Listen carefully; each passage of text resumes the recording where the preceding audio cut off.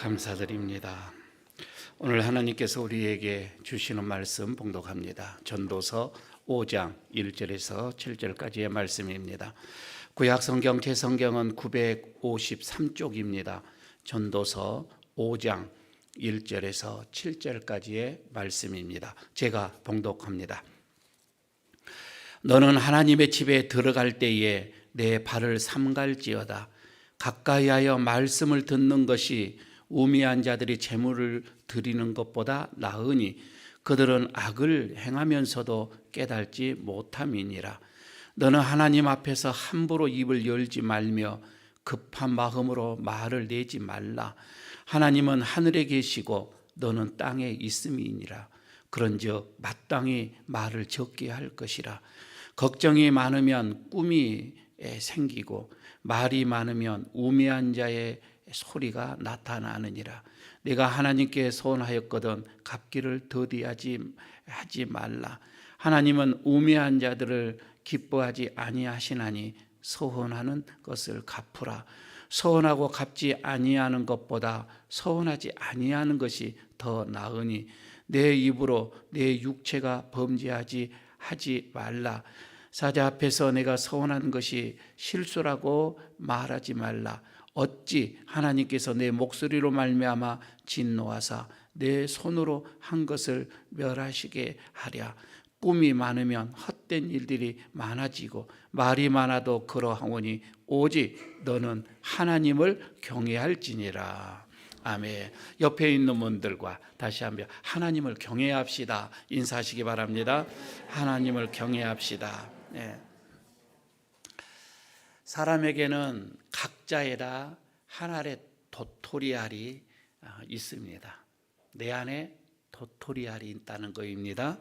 이 도토리알은 강력한 에너지를 소유하고 있습니다.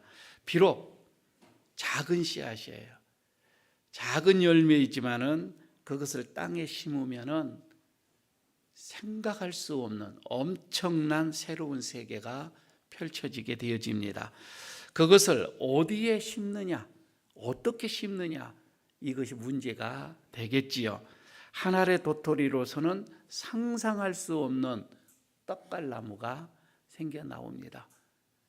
그 떡갈나무가 세계를 펼쳐가는 것을 봅니다. 그래서 조지 버나드 쇼라고 하시는 분이, 그분이 아주 명언을 남기는데 유명하신 분인데 이런 얘기를 합니다. 도토리 하나에 응축된 강력한 에너지를 생각해 보라. 땅 속에 묻히면 그것은 거대한 떡갈나무로 폭발해 오른다 라고 이렇게 말씀을 했습니다. 여러분들의 마음속에 어떠한 도토리 알이 있는지 오늘 설교를 하기에 앞서서 잠시 물어보고 싶습니다.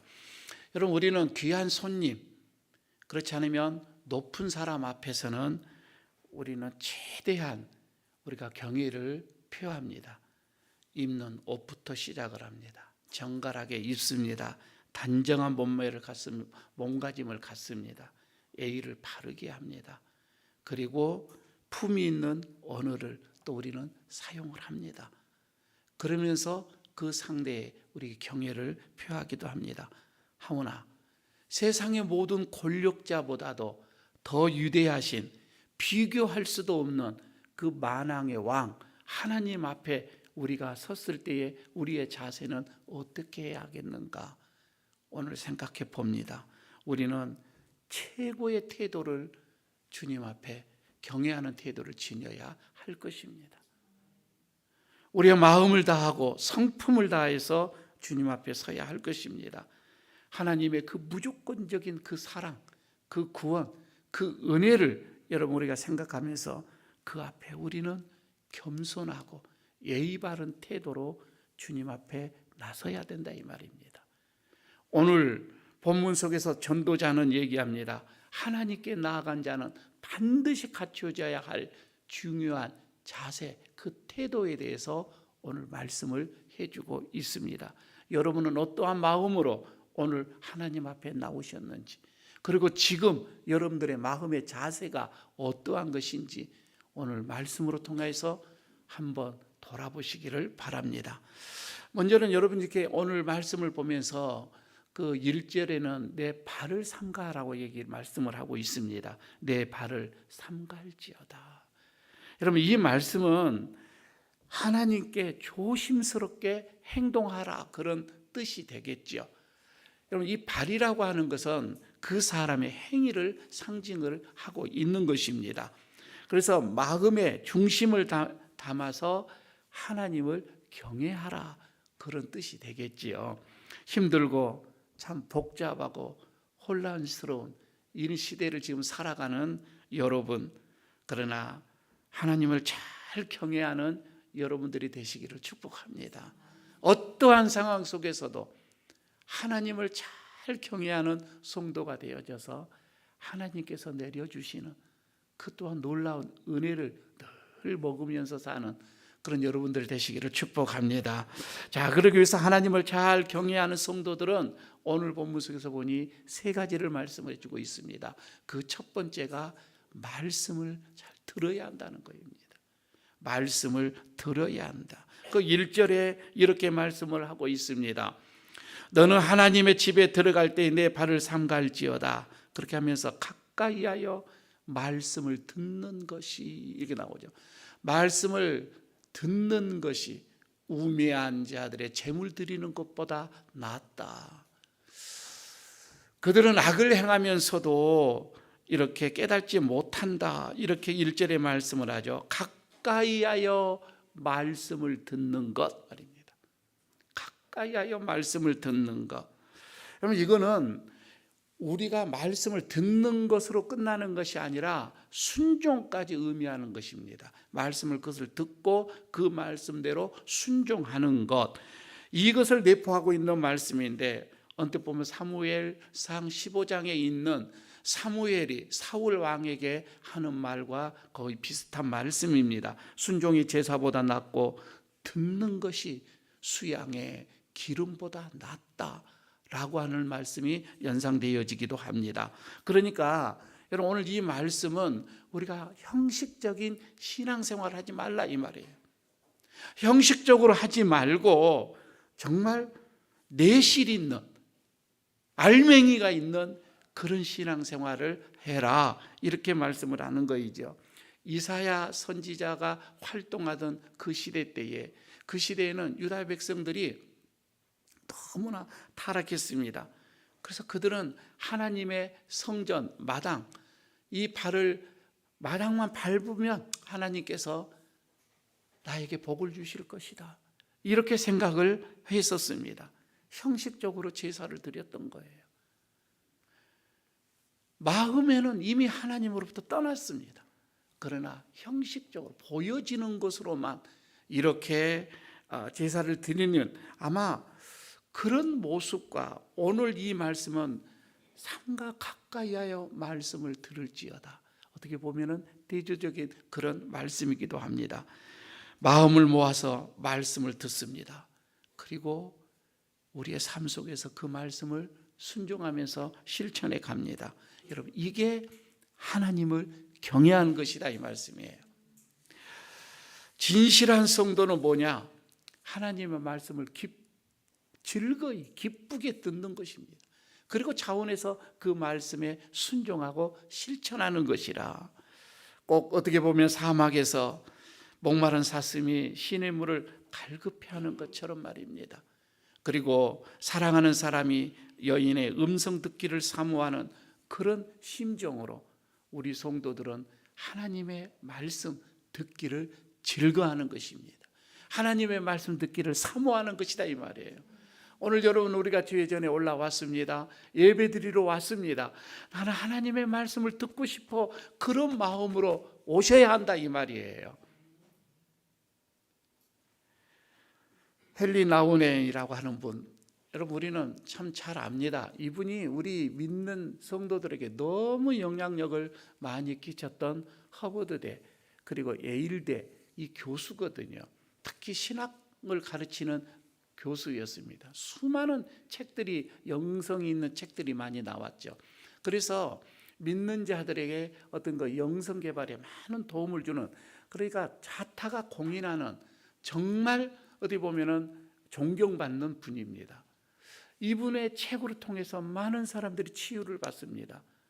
그리고 마음의 회복을 누리기도 합니다. 그런데 이분이 어느 날 자기가 우울증에 빠져버립니다. 남에게 늘 희망을 주고 소망을 주고 기쁨을 주었던 사람이 자기가 우울증에 빠져서 심각한 상태에 이르게 되어집니다. 고민을 본인이 합니다. 야, 이렇게 해서는 안 되겠다 싶어서 교수 자리를 그만 내려놓습니다. 그리고 그때에 지금도 있지만은 나르시 공동체라고 하는 것이 있어요. 이 나르시 공동체는 그 지적 장애자들이 모여서 사는 것이에요. 그곳에 가서 봉사를 합니다.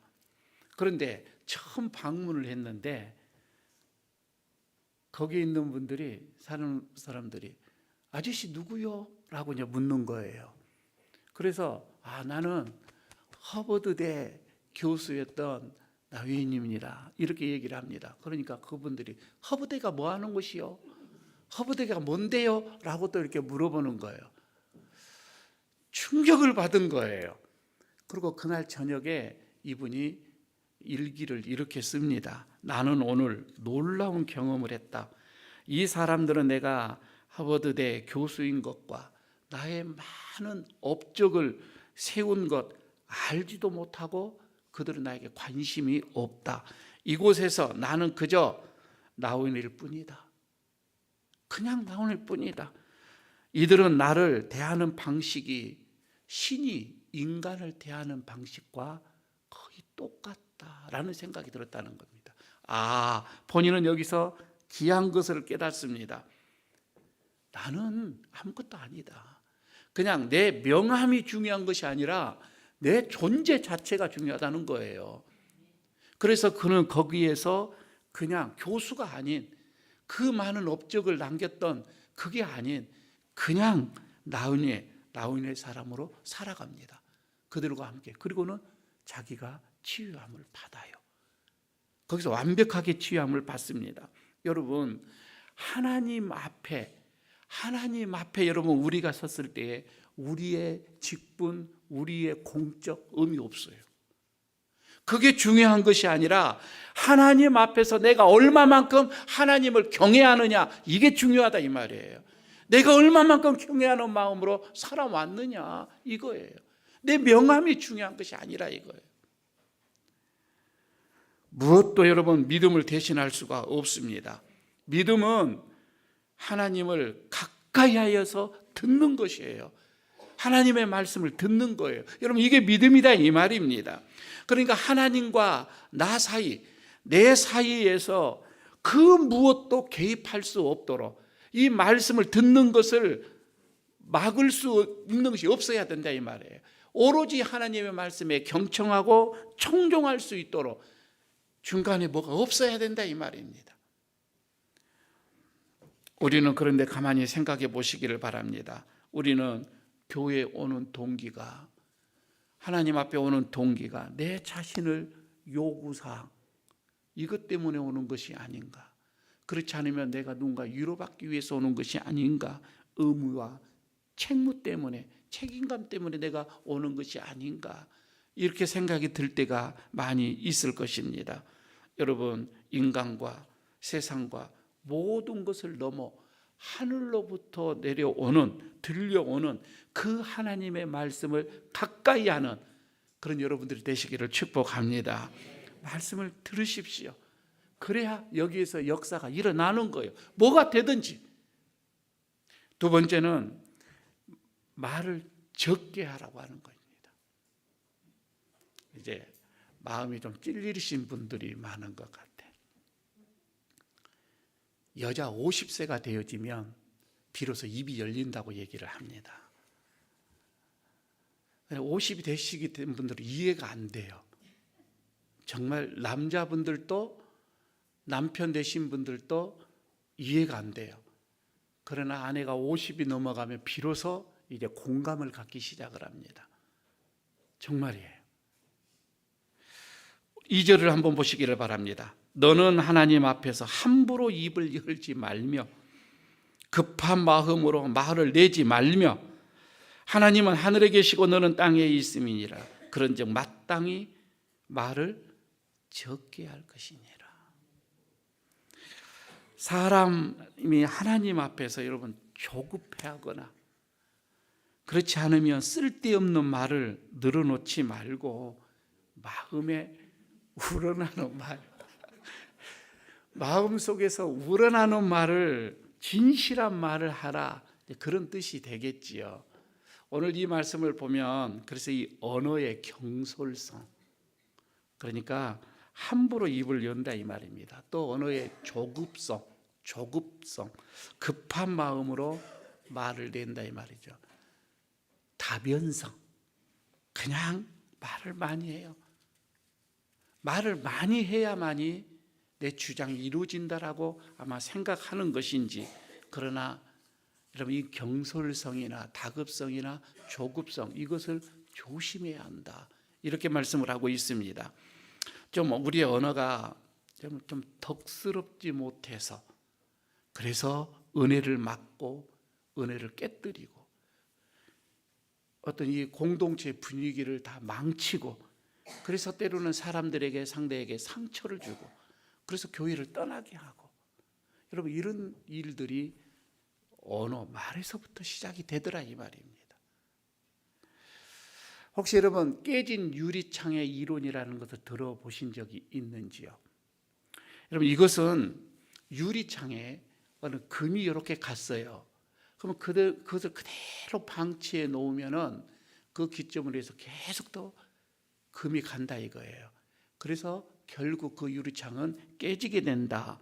자, 이런 말씀이 되겠는데, 이거는 사소한, 어떻게 보면 사소한 무질서를 방치하게 되면은 큰 범죄가 일어난다라고 하는 그런 의미 속에서 나왔습니다. 그래서 이 이론을 뉴욕 경찰서에서 이게 경찰청에서 증명을 했어요. 어느 낙후된 곳에 낙서하는 거, 또 노상 방류하는 거, 그리고 무임승차하는 거, 이런 경범죄들을 다스렸어요. 그랬더니 거기에서 살인, 이런 중한 범죄들이 현저하게 떨어지더라 이 말입니다. 그러니까 작은 것을 미리 방지를 하니 큰 사건이 일어나지가 않더라, 그런 얘기에서 나오는 말씀입니다. 여러분 이런 깨진 유리창 이론처럼 작은 것이 어떻게 보면 큰 것을 결정을 해요. 말을 가볍게 하고 경솔하게 하고 함부로 하고 생각 없이 하고, 여러분 이렇게 하다 보면 결국 우리 인생이 무너지더라 이 말입니다. 인간관계가 무너져요. 우리는 좀 더 좀 생각을 하고 좀 신중하게 우리들의 말을 좀 했으면 좋겠다. 그러니까 좀 신앙적이었으면 좋겠어요. 그리고 조금 도덕적이었으면 좋겠고, 그러나 무엇보다도 우리의 언어가 좀 덕스러웠으면 좋겠어요. 사람들이 덕이 되는, 그리고 좀 위로가 되어지는, 다른 사람이 내 얘기를 듣고 내 말을 들을 때 마음에 기쁨이 되어지는, 그리고 공동체에서는 평화를 좀 이루어지는, 여러분 이런 말들을 나누게 되어지면, 특별히 기쁨의 소식, 복음이잖아요.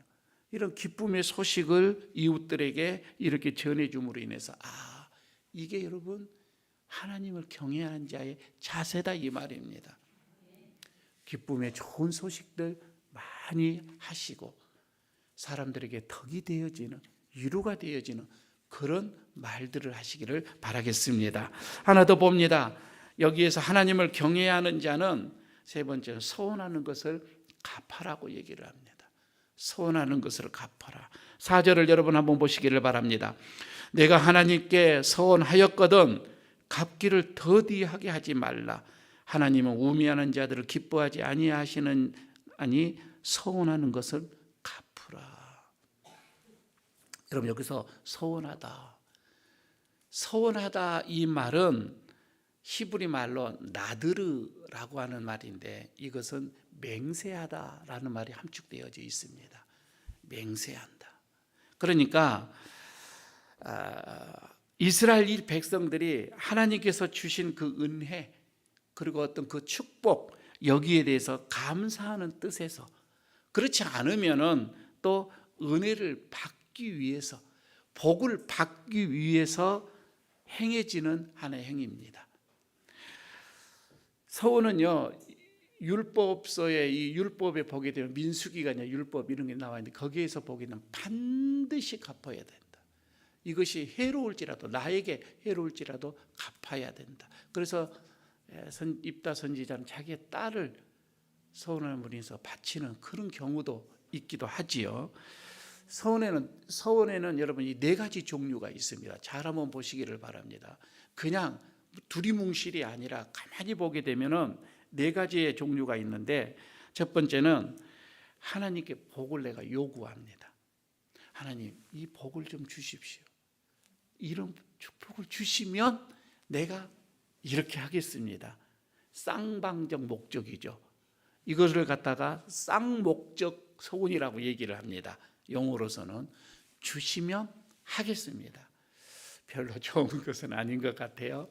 쌍목적인데, 그러나 두 번째는 어떤 거냐면 그냥 관계없어. 하나님이 나를 어떻게 하든 관계없어요. 그냥 나는 무조건 하나님 앞에 하겠습니다. 여러분, 이건 일방적 소원이라고 합니다. 하나님 나에게 어떻게 관계없어요. 그냥 내가 이렇게 하겠습니다. 이거예요.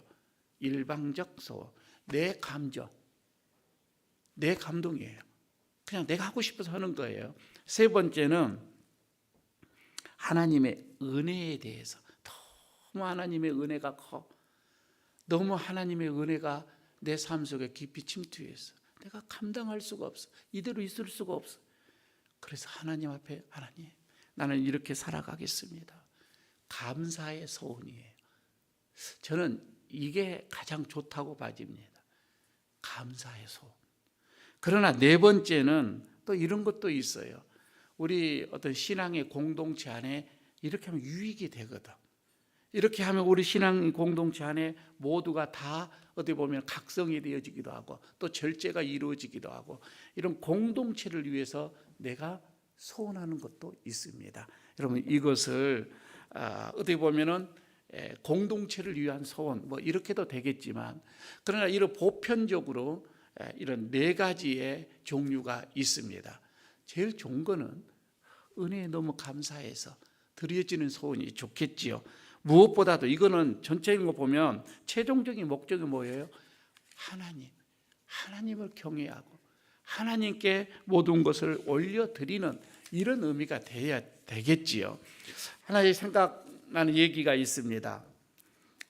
런던에 캔터베리 교회가 있어요.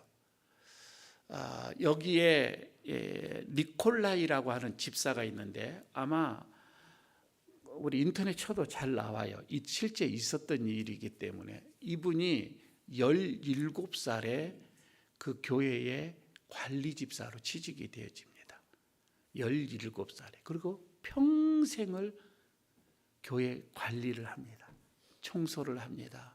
자질구레한 일들을 심부름을 합니다. 그가 어떤 마음으로 하나님 앞에 소원을 했고, 그가 무엇 때문에 그렇게 했는지는 모르겠지만 평생을 그 교회에서 그냥 살아갑니다. 그런데 그가 하는 일 중에 하나가 시간이 딱 되어지면 종을 치는 일이에요. 그런데 얼마나 이게 정확한 시간에 종을 쳤던지 런던의 시민들이 그 종소리에 맞춰서 자기 시계를 맞췄다는 것입니다. 그 정도로 정확하게 쳤다고 하는 거예요. 시간이 흘렀습니다. 자기의 자녀들이 자랐습니다. 두 자녀가 유명한 대학의 교수가 됐어요.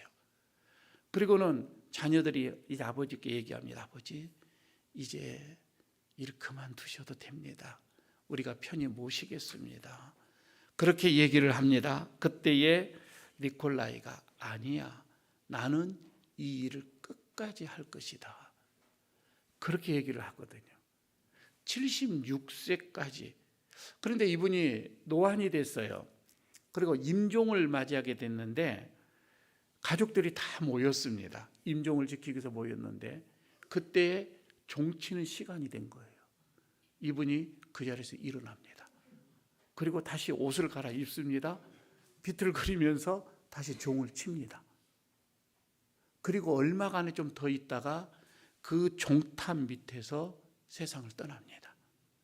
그런데 이걸로 끝나는 것이 아니고 이 얘기가 영국의 황실에까지 들어가게 되어집니다. 그래서 엘리자베스 이 여왕이 그 얘기를 듣고 감동을 받아요. 그리고는 그 황실에 들어가는 무덤이 있어요. 그 자리를 내줍니다. 이분에게. 그리고 그 자녀들에게는 귀족 대우를 해주게 됩니다. 이걸로 끝난 것이 아니에요. 그 런던 시민에 있는 모든 상가들이 그날을 일을 하지 않고 이분의 죽음을 애도를 합니다. 유흥음식, 그러니까 술집에서도 다 쉬게 되어집니다. 그러니까 자동적으로 이 사람이 죽는 날이 공휴일이 됐습니다. 공휴일이 돼서 이 날이 되면 다 쉬어요. 공휴일이 됐던 거예요. 아니, 하찮은, 우리가 봤을 때는 그냥 중요한 일도 아니잖아요. 그런데 그가 어떻게 하나님 앞에 소원하고 이 일을 마쳤는지, 엘리자베스 그 여왕이 살아 있을 때에 수많은 성직자들이 죽었어요. 그러나 그 성직자들도 황실묘에 들어가지를 못했습니다. 그런데 이렇게 하찮은 일을 했음에도 불구하고 이 니콜라이는 황실의 묘에 들어가지요. 그리고 자기가 죽는 날이 국가의 공휴일이 되지요. 모든 사람들이 기억할 만한, 여러분 그런 일을 했다 이 말입니다. 여러분 이것을 보면서 생각을 합니다. 우리가 여러분 하는 일은 하찮은 일이 없습니다.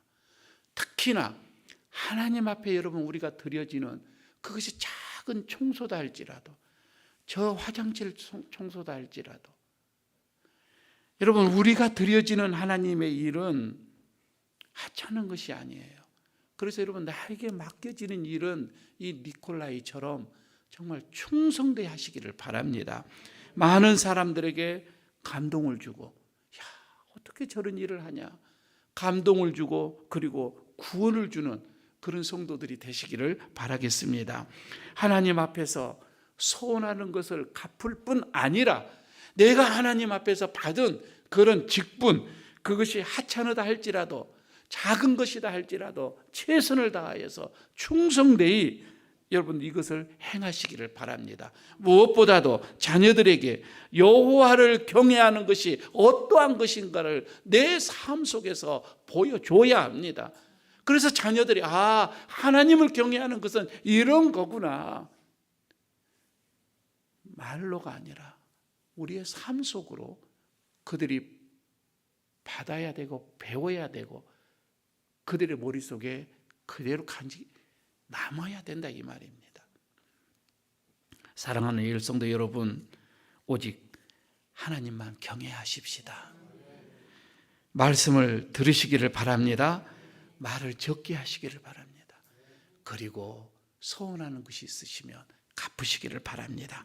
하나님의 말씀대로 순종하면서 자신과 모든 사람과 그리고 하나님께서 인정함을 받는 그런 최고의 성도가 되시기를 축복합니다.